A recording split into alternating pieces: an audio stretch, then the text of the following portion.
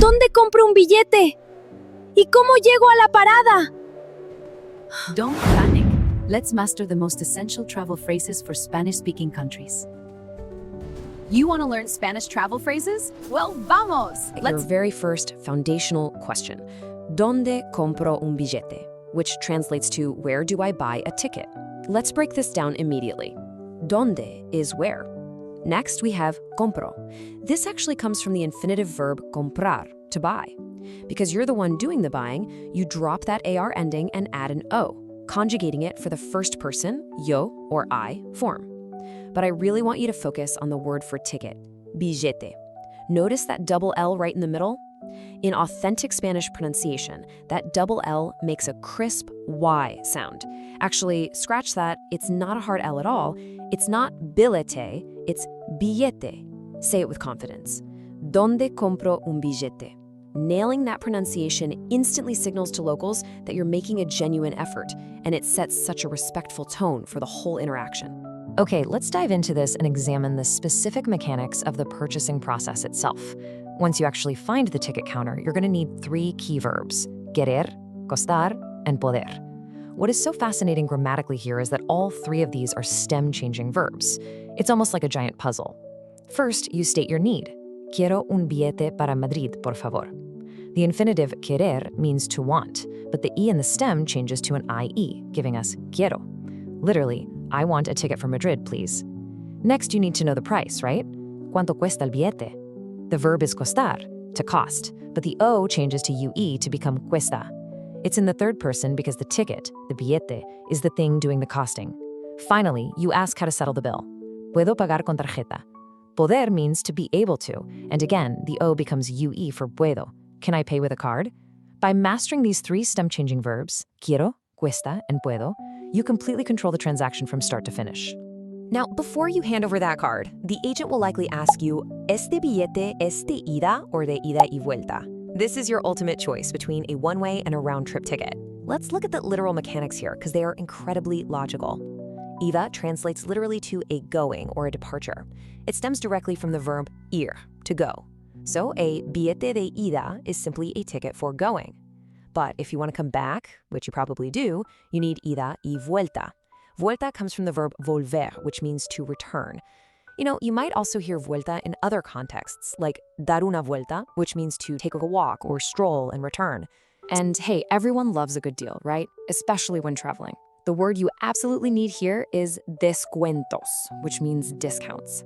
Look at the root word there. It looks kind of similar to the English discount. But the phrase that activates this money-saving tool is ¿Hay descuentos para estudiantes?, which means are there discounts for students? The magic word here is I, spelled H-A-Y, but pronounced phonetically just like the English word I. I comes from the auxiliary verb haber. What makes it so incredibly useful is its invariable nature. It doesn't change form. It means both is there for a singular item and are there for multiple items.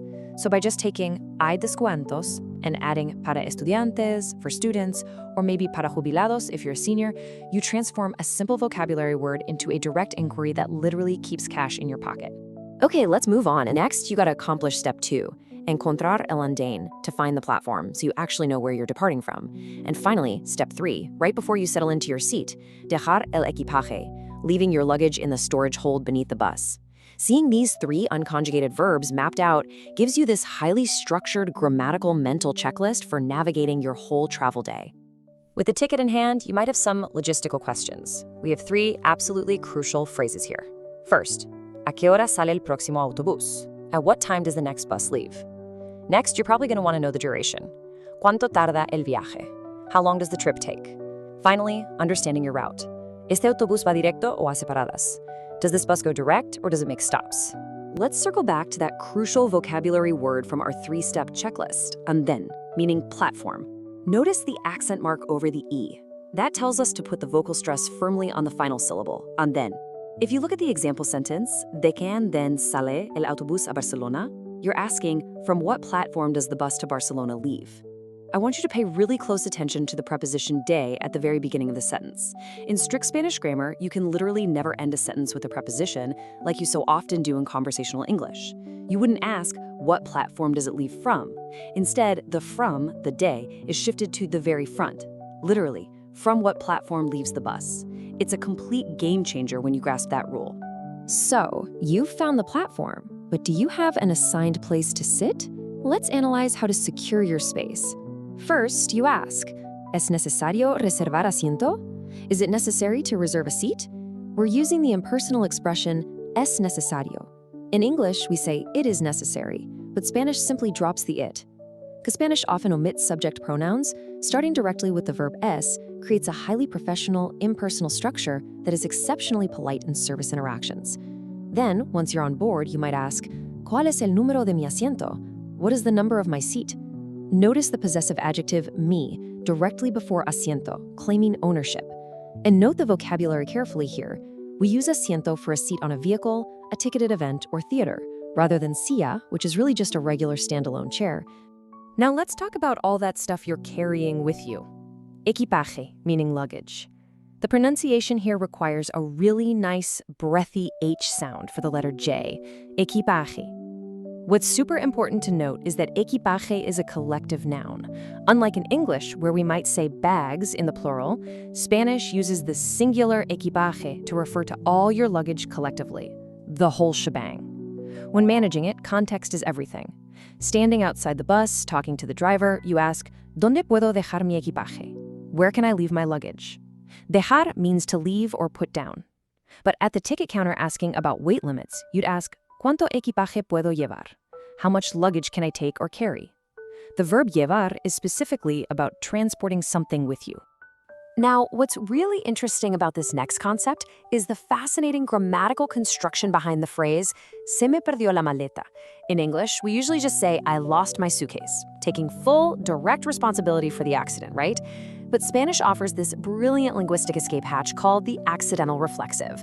Literally, the sentence translates to, the suitcase lost itself to me. The pronoun se makes the action reflexive, focusing the action entirely on the suitcase. The pronoun me identifies you merely as the unfortunate victim of this event. Perdió is the verb to lose conjugated in the past tense for the suitcase, not for you. And la maleta is the suitcase. So grammatically speaking, it's not your fault at all. Travel isn't always perfect, so let's address some troubleshooting. If there's a delay, you might hear, el autobús está retrasado. The bus is delayed. Here, we explicitly use the verb estar from estar. This brings up the fundamental rule of ser versus estar. We use estar because being delayed is a temporary state of being. We wouldn't use ser, which is for permanent characteristics. The bus isn't permanently a delayed object, it's just delayed right now. If that happens, follow up with, ¿Cuándo llega el próximo autobús? When does the next bus arrive? And if you're speaking to an agent at a desk, use the perfect tense to explain your situation.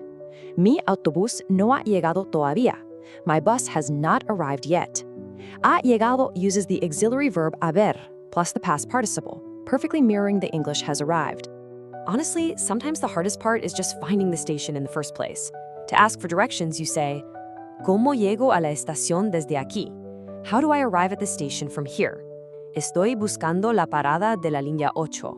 I am looking for the stop for line 8. Finally, we're going to conclude with the most powerful, universal phrase you can carry in your linguistic toolkit. ¿Me puede ayudar, por favor? Can you help me, please? Listen to how those words flow together naturally. You link the E at the end of puede directly into the A of ayudar. Puede ayudar. Don't let language barriers slow down your next trip. Like, share, and subscribe to watch more lessons.